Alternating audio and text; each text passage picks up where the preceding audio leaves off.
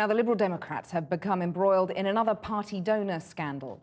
Lord Strasburger has denied wrongdoing but quit his party's group in the Lords while the Electoral Commission investigates allegations about potentially improper donations.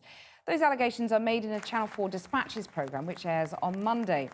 The claims come as the Lib Dems meet in Scotland, where several of their MPs are threatened by the SNP. Earlier, I spoke to Jo Swinson, the Liberal Democrat Employment Minister, to ask her about the allegations.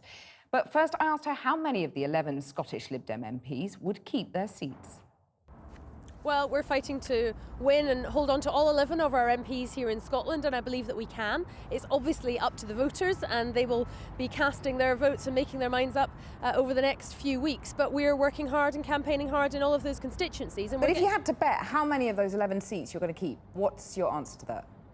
Well, I don't do gambling, but I think we're going to be fighting to win in all 11 of those seats, and I believe that we can do that. Do you entirely rule out joining any kind of coalition with the SNP after May the 7th?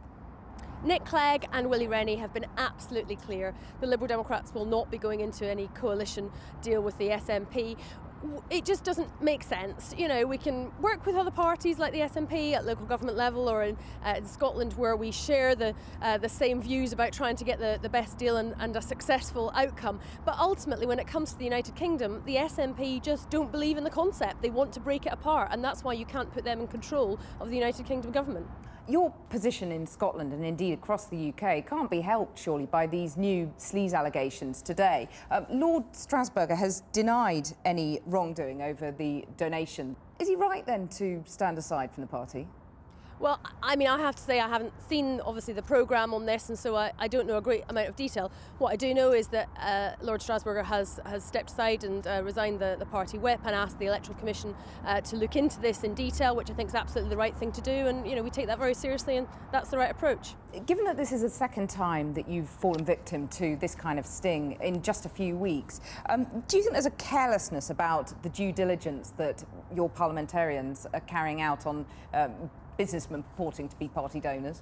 Well, I don't know the specifics of this case. It's right that the Electoral Commission will look at it and that we have proactively asked them to do so.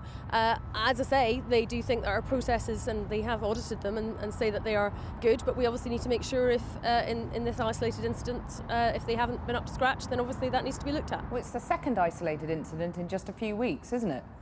Well, as I say, I don't know about the specifics because there's been a media report today about a programme that hasn't yet been broadcast, and clearly on Monday we will know more.